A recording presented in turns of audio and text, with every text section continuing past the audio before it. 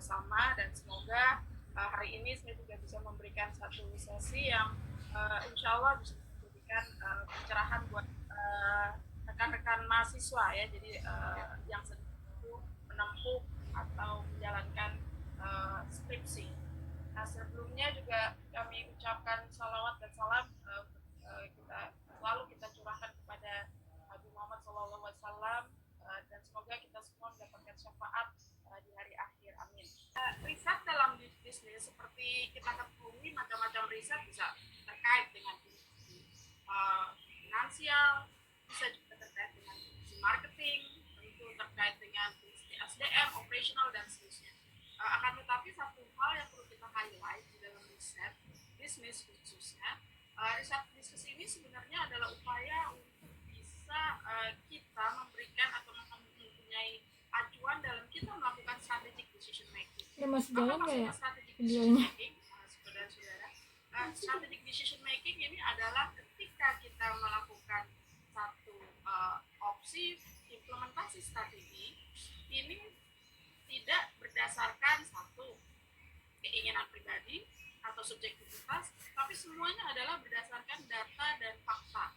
Ya, data dan fakta-fakta inilah yang membuat riset di dalam bisnis ini penting. Jadi saya ingin mengingatkan saja bahwa apapun topik dan tema yang saudara-saudara ambil, upayakan bahwa topik itu ada atau terkait dengan decision making yang akan diambil, apakah oleh entity, apakah bermanfaat juga untuk consumer, ya, konsumen, yang dalam hal ini tentu ketika bicara konsumen terkait juga dengan pemilik perusahaan yang sangat bergantung pada keberadaan konsumen. Kurang lebih itu yang akan saya sampaikan di slide ini ya. Jadi karena ini saya pemaparannya adalah di depan seluruh mahasiswa yang sedang melakukan skripsi ya. Kemudian hal yang tidak penting lainnya adalah apa sebenarnya kaitan riset dengan keilmuan. Nah, apa sebenarnya hubungan antara ilmu, penelitian, dan ada kebenaran. Nah, mungkin kalau kita eksplor atau kita kaji lagi lebih lanjut, ini ada kaitannya dengan filsafat ilmu ya. Jadi ada yang namanya filsafat ilmu yang kalau teman-teman sempat atau saudara-saudara rekan-rekan mahasiswa sempat mendengar ada epistemologi, aksiologi, ontologi, itu adalah bagian-bagian atau yang ada di dalam filsafat ilmu.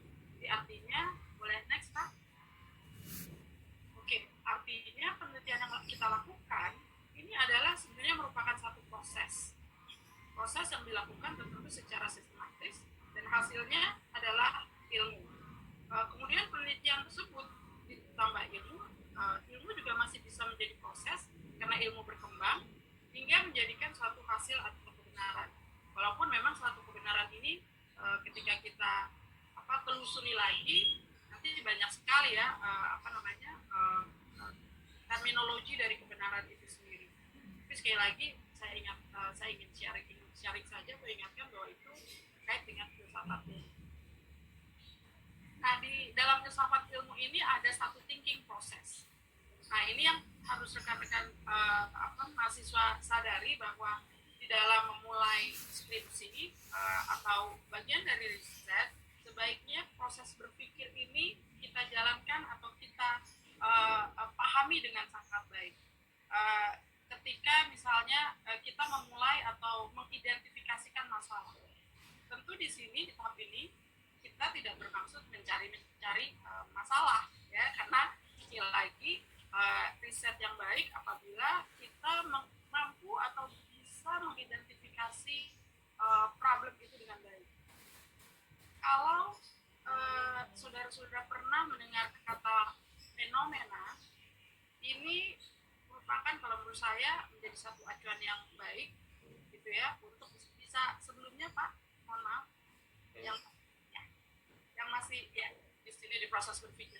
Jadi ini menurut saya yang sangat penting, dan kadang-kadang kalau saya sedang membimbing mahasiswa di sininya bisa 1 bulan nih saudara-saudara, karena agak bingung sebenarnya masalah apa yang harus saya fokuskan gitu misalnya, atau saya nggak paham dulu posisi masalahnya atau masalahnya ada di mana. Nah, untuk itu mungkin rekan-rekan atau saudara-saudara bisa memulai juga dengan melakukan identifikasi terhadap itu tadi fenomena. Apa sebenarnya fenomena itu? Nah, ini yang kadang-kadang kita suka keliru mengidentifikasikan atau menginterpretasikan fenomena. Apakah fenomena itu masalah? Ternyata fenomena itu bukan merupakan masalah inti yang mau kita saudara-saudara. Jadi fenomena itu sebenarnya adalah merupakan kondisi di mana atau gejala di mana bisa memberikan indikasi-indikasi terhadap masalah yang sebenarnya perlu kita kaji atau kita teliti. Jadi contohnya begini, ketika sebelum contoh mungkin saya ambil dua juga, kayak dua jenis atau dua fenomena, dua jenis fenomena.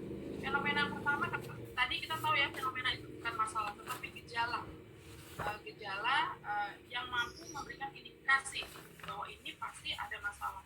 Fenomena tersebut sebenarnya bisa dibagi dua, yaitu fenomena yang terjadi yang menimbulkan keingintahuan. Contoh misalnya kita ingin tahu bagaimana menyelesaikan masalah tersebut, atau yang kedua fenomena yang terjadi di mana fenomena tersebut memberikan informasi terhadap perbedaan antara harapan dan kenyataan. Jadi nanti saudara-saudara bisa paham contohnya gimana itu. Yang pertama misalnya fenomena yang timbul karena kita ingin mengetahui sesuatu.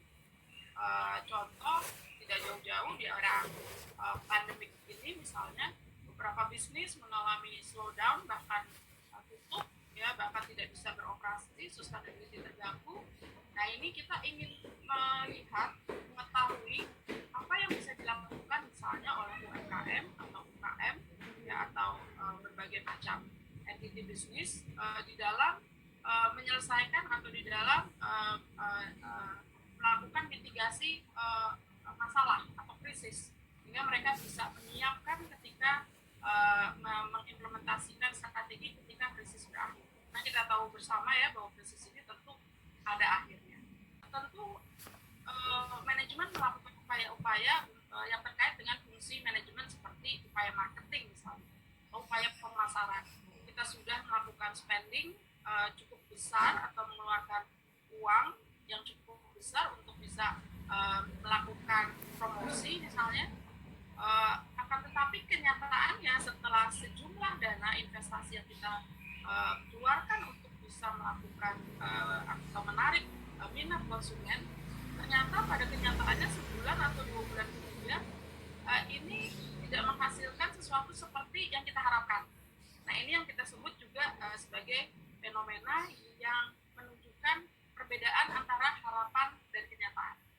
Ya, jadi contoh-contoh penjualan, kenapa penjualan itu rendah, kenapa banyak komplain, misalnya. Nah, ini adalah contoh-contoh yang menunjukkan adanya perbedaan antara harapan dan kenyataan. Nah, sementara yang keingintahuan misalnya seperti teman-teman rekan-rekan atau saudara-saudara ketahui, misalnya beberapa waktu yang lalu cryptocurrency sudah digunakan oleh beberapa negara untuk sebagai alat tukar maupun sebagai tujuan investasi jangka panjang. Nah, kita ingin tahu apakah di Indonesia, apakah market di Indonesia responnya positif bisa menjadi bagian dari proses bisnis. Ini yang kita sebut sebagai fenomena yang menimbulkan keingintahuan. Mudah-mudahan sampai sini jelas ya. Mudah-mudahan. Ini karena 600 interaksinya jadi saya sudah bisa membayangkan ya kalau di ruangan dengan 600 seperti apa. Tapi mungkin nanti Bapak Dr. Hamdani berkenan tentu memfasilitasi jika nanti saudara-saudara memiliki pertanyaan. Nah, sehingga yang masalah yang poin dalam thinking proses ini adalah sebenarnya fenomena ya, saudara-saudara. Nah, kemudian kita ingin tahu ya, dari tidak tahu tentu kita ingin tahu, dan kita ingin melakukan atau mendapatkan pemecahan masalah. Nah, dalam proses mencari tahu ini, itu kalau di dalam filsafat ilmu tadi adalah as epistemologi ya. Jadi bagaimana epistemologi ya, jadi bagaimana kita mencari tahu. Jadi riset ini berproses ya saudara-saudara. Jadi nggak bisa juga saudara-saudara langsung mengidentifikasi terus langsung bisa melakukan pemecahan masalah. Karena kalau itu terjadi artinya itu bukan riset ya. Jadi artinya itu bukan satu proses penelitian. Nah, dalam proses pencari-tahuan tersebut tentu harus kita uji ya, karena yang dasar-dasar riset nanti di slide berikutnya akan saya jelaskan, tidak bisa berdasarkan subjektivitas, tidak bisa berdasarkan feeling semata, atau tidak bisa juga hanya berdasarkan rekomendasi seseorang yang tidak relevan dengan bidang yang akan atau area yang akan kita kaji lebih jauh. Hingga akhirnya tentu kita harus memberitahu hasilnya ya, memberitahu dalam bentuk kesimpulan. Nah bahkan mungkin nanti kalau saudara-saudara sudah selesai proses skripsinya, beberapa yang memenuhi kriteria, bahkan hasil riset saudara-saudara itu sudah bisa dipublikasikan secara luas. Jadi tidak hanya tersimpan di repository kampus misalnya, tetapi juga bisa dipublikasikan di berbagai jurnal ya, baik itu jurnal nasional maupun jurnal internasional. Kurang lebih itu di dalam thinking process. Silakan saudara-saudara apabila di proses ini nanti saudara-saudara ingin menanyakan sesuatu, mungkin bisa dicatat terlebih dahulu. Jadi nanti saya bisa jelaskan atau bisa eksplor lebih lanjut. Boleh minta tolong dilanjutkan, Bapak?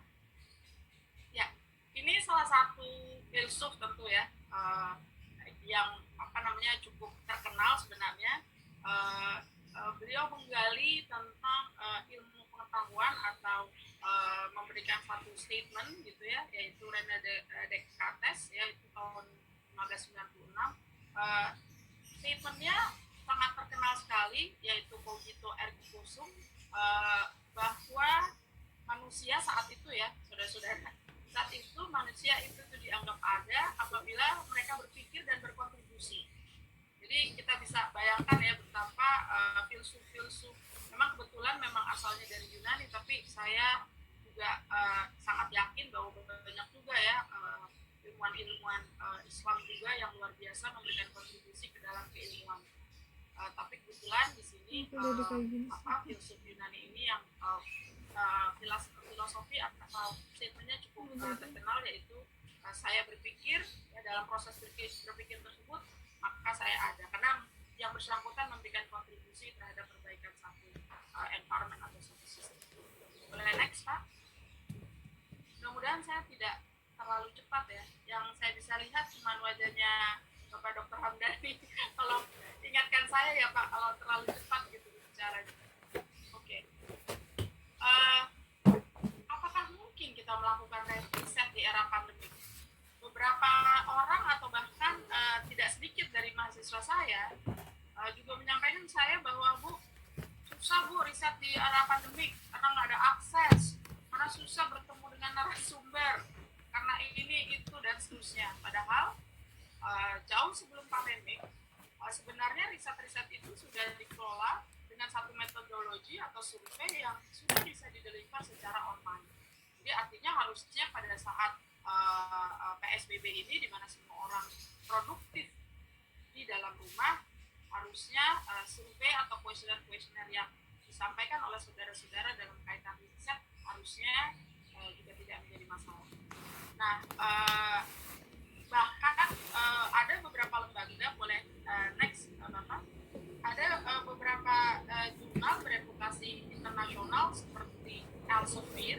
Kalau saudara-saudara nanti berminat untuk melakukan eksplorasi riset atau mempublikasikan riset tersebut ke dalam satu publikasi di mana semua orang di dunia bisa lihat hasil riset saudara, itu saat ini Elsevier bahkan mengundang seluruh researcher itu saudara-saudara tidak harus dosen ya, tidak harus professional researcher, tetapi juga adalah mahasiswa seperti juga saudara-saudara sekalian. Jadi bahkan mereka mengundang ya, ada di situ call for papers ya, jadi artinya mengundang saudara-saudara untuk isu-isu yang terkait dengan pandemi ini. Ya, karena sekali lagi sebenarnya banyak sekali riset-riset yang bisa dilakukan dalam kondisi pandemi. Boleh next, Pak? Ini salah satu juga amanat yang disampaikan oleh Kemenristek-Brin, ya, bukan Dikti lagi ya, karena Kemenristek-Brin ya, Badan Riset dan Inovasi Nasional. Bahkan Kemenristek-Brin, saudara-saudara, memfasilitasi kita semua, karena kalau dilihat di situ ya, penggiat iptek, mahasiswa, pakar industri, masyarakat umum, untuk terus berinovasi. Apakah hanya ide? Ini luar biasa loh, saudara-saudara. Ini hanya saja sayangnya ini sudah berakhir ya, karena berakhir kalau tidak salah di April bulan lalu. Jadi Kemenristek-Brin ini memberikan apresiasi buat kita semua, akademisi, penggiat riset dan seterusnya, bahkan masyarakat umum, apabila memiliki ide, memiliki satu solusi, membuat platform apapun dalam bentuk sederhana sekalipun, selama itu terkait dengan pandemik ya, baik itu manajemen, pengendalian virus, tentu karena kita di Fakulti Bisnis dan Ekonomi mungkin bukan terkait dengan pengendalian virus ya, atau pencegahan virus bisa lah ya, dengan atau melalui satu komunikasi ya, memberikan informasi atau komunikasi. Mitigasi masyarakat bisa ya, memotivasi, memberikan anjuran dan seterusnya. Nah ini Kemenristek-Brin memberikan apresiasi yang besar, dan ini juga menjadi satu agenda yang sangat penting di kementerian ini, Kementerian Pendidikan. Boleh next, Pak? Bapak mohon maaf, boleh di slide selanjutnya.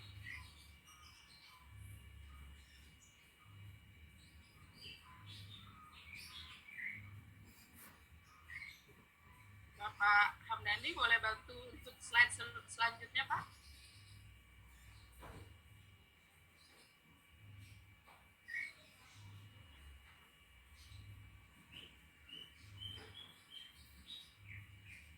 Bapak atau ada Bapak Ibu, mohon maaf, saya bisa dibantu untuk ke slide selanjutnya.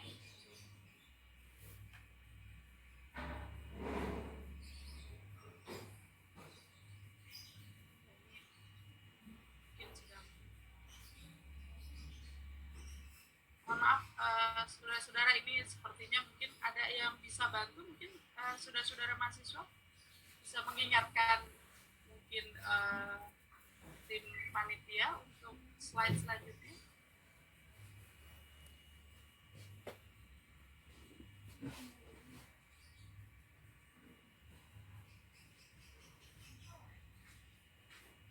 Yang bilang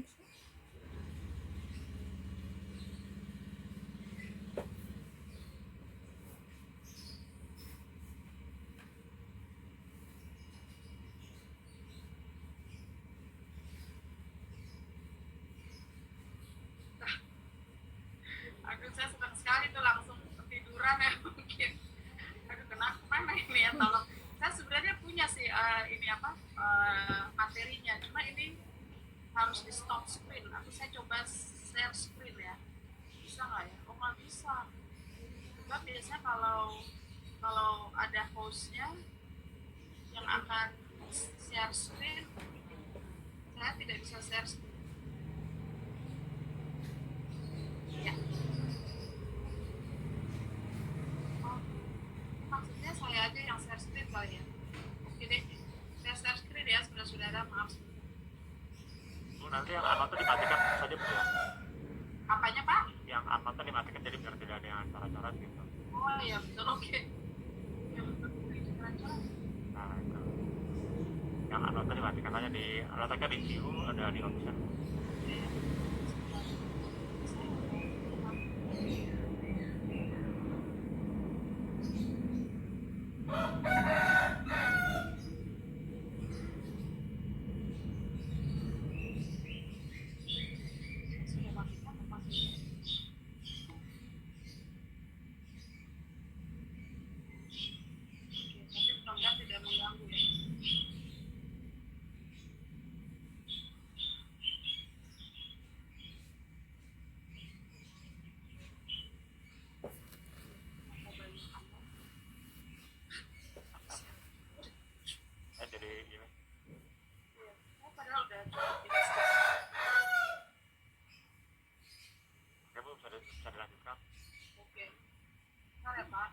sih banyak yang tidak nyeret-nyeret.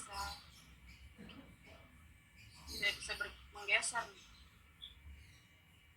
Pak, saya ulang lagi.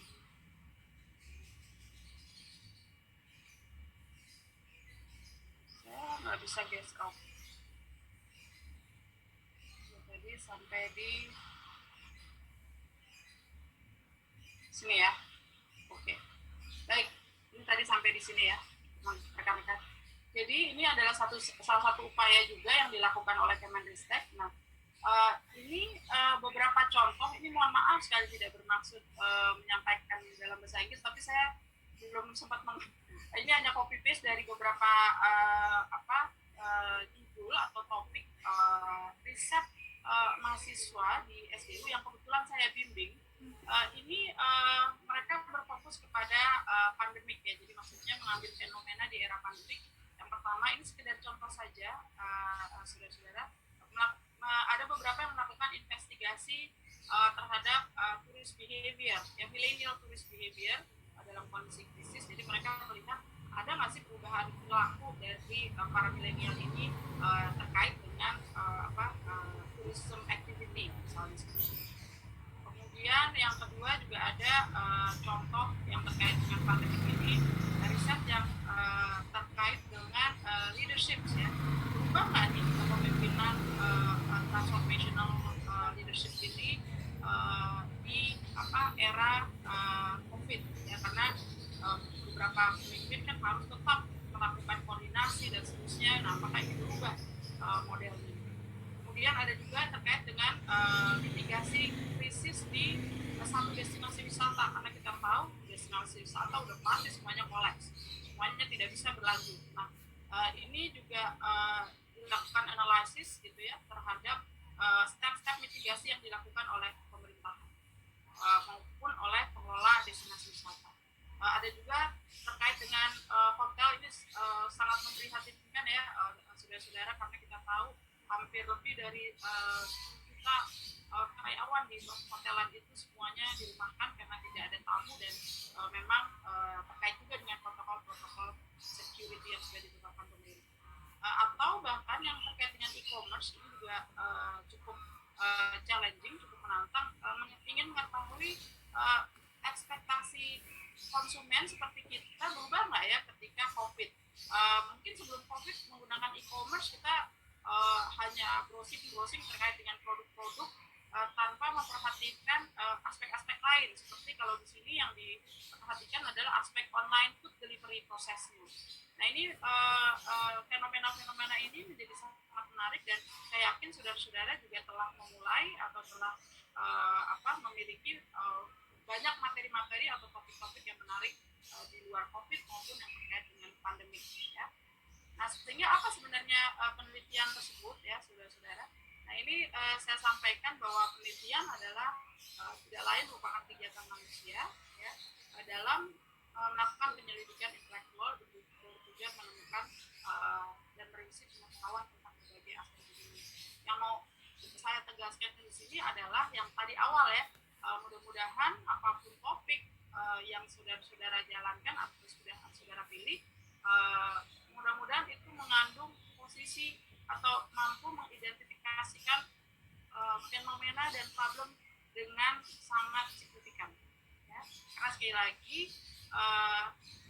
bagian chapter 1 itu adalah berisi proses berpikir kita atau proses mengidentifikasikan riset kita agar riset kita berkontribusi atau bisa membantu pemecahan masalah.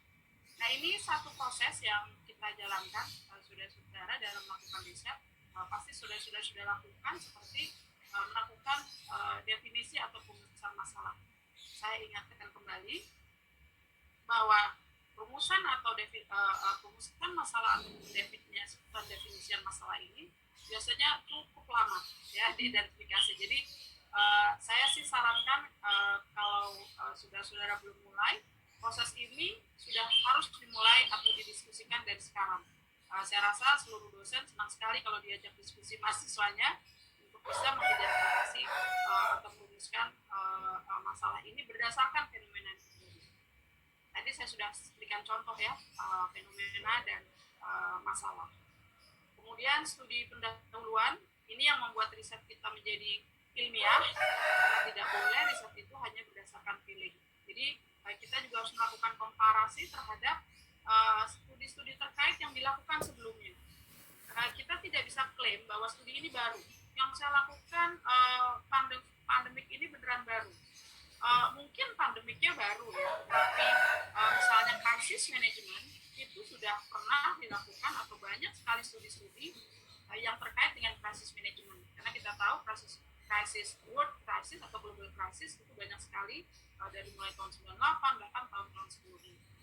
Kemudian pengusahaan hipotesis, ya, apa itu hipotesis nanti kita bahas lebih lanjut. Kemudian yang utamanya adalah ini terkait dengan pengujian, ya, pengujian karena hipotesis adalah kesimpulan sementara yang harus kita uji.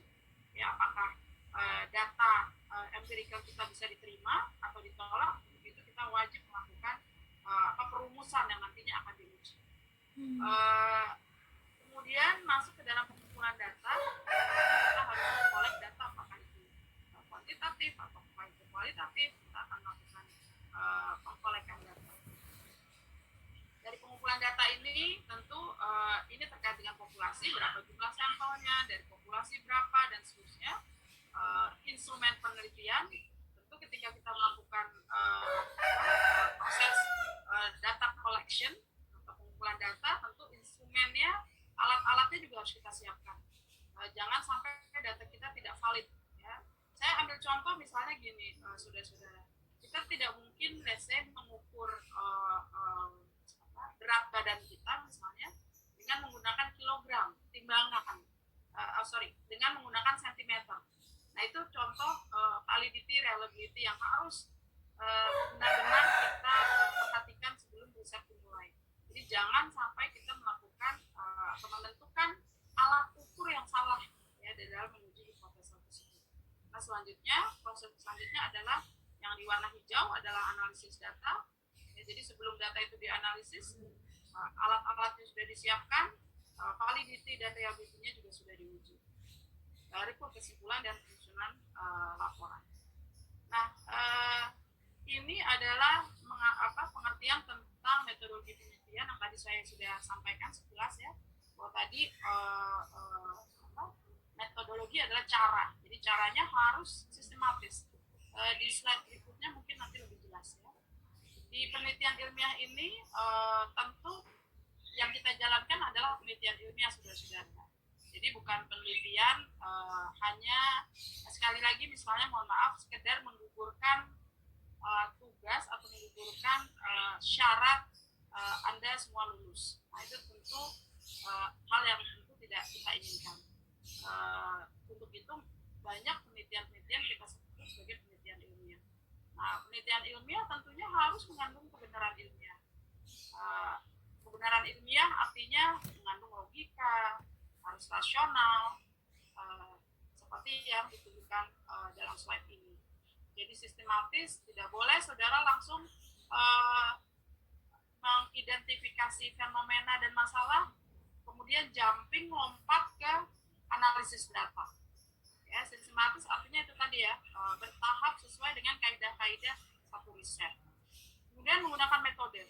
Kita tahu apakah metodenya ini misalnya sebelum menggunakan metode kita identifikasikan apakah riset ini termasuk kategori riset deskriptif kah, apakah kausal, kita akan melihat sebab akibat, ataukah kita lagi atau sedang melakukan komparasi membandingkan antara before COVID dengan post COVID misalnya, dan harus mengandung objektivitas serta berlaku umum atau universal, artinya riset ini bisa diuji dalam satu kondisi pasar atau kondisi negara yang berbeda. Nah ini yang saudara-saudara pahami bahwa riset itu harus ilmiah. Nah sering sekali kita menggunakan tingkatan RES ya, rasional, empiris dan sistematis. Rasional kita tahu bersama ya, itu artinya harus logis ya, mungkin riset hanya sekedar fun, karena di SGU ada nih Bapak Ibu, kita menyelenggarakan fun science gitu ya misalnya, tapi itu risetnya untuk anak-anak SMA supaya mereka menyenangi riset. Ini risetnya lucu-lucu ya, misalnya kaitan misalnya tidur dengan mimpi dengan motivasi. Nah itu yang sebenarnya ini antara, karena memang judulnya dikemas dalam satu event disebut fun science, sehingga cerita-ceritanya kurang rasional gitu ya. Nah, tapi kalau riset ilmiah yang kita lakukan atau yang saudara lakukan tentu riset-riset rasional. Atau kita sebut juga riset ini bisa berasa lagi di mana gitu ya. lainnya yaitu Tidur ya. bersifat empiris. Ya. Empiris artinya sudah tahu ini bisa diidentifikasi atau diidentifikasi dengan panca indera kita melalui observasi. Ya, jadi dilakukan observasi yang bisa diidentifikasi oleh panca indera. Sistematis tadi saya sudah sampaikan ya. Jadi harus berurut, ya runut, ya sesuai kaidah-kaidah. Bab 1 isinya background, di situ ada gap, ada fenomena, kemudian bab 2 dan seterusnya. Baik, saya lanjutkan tentang tujuan. Nah ini tujuan riset secara umum ya yang sedikit ya, saya share untuk kita ingat bersama bahwa dalam riset bisnis sebenarnya ini riset secara umum juga ya, bahwa tujuan riset bisa melakukan penemuan ini yang kita sebut event. Nah, biasanya memang penemuan ini more into researcher yang non social science ya, yang dia menemukan berbagai inovasi ya, atau menemukan berbagai macam vaksin misalnya dan seterusnya. Ini biasanya teman-teman non science ya, non business maksudnya, non social science yang melakukan. Kemudian yang kedua adalah untuk melakukan pembuktian atau verifikasi. Ya, misalnya kita melakukan peramalan, ini penjualan kita dengan data 10 tahun ke belakang bisa nggak diprediksi? Ya, kita verifikasi dan kita prediksi. Ini yang kita sebut sebagai pembuktian. Atau benar nggak ada hubungan, misalnya ya saudara-saudara, antara motivasi dan kinerja karyawan. Kita ingin membuktikan sejauh mana korelasi dan influence atau pengaruhnya dari satu variabel X ke variabel Y misalnya. Nah, ini poin pembuktian. Kemudian yang ketiga adalah pengembangan. Ini artinya to develop di dalam bisnis, misalnya saya ambil contoh pengembangan bisnis model. Contoh, saudara-saudara ingat misalnya ketika pertama kali Gojek hadir di Indonesia, mereka melakukan pembangunan atau pengembangan bisnis model. Mereka tidak menginvest sejumlah armada untuk mengembangkan bisnis, tetapi mereka mengajak mitra, ya, mitra-mitra atau para Gojek driver yang mereka consider sebagai mitra untuk bisa sharing economy, jadi berbagi profit, berbagi margin. Itu adalah satu konsep bisnis atau bisnis model yang baru. Ya, misalnya, ini salah satu contoh tujuan riset dari berbagai macam aspek ya, ada 3 aspek terkait dengan tujuan riset.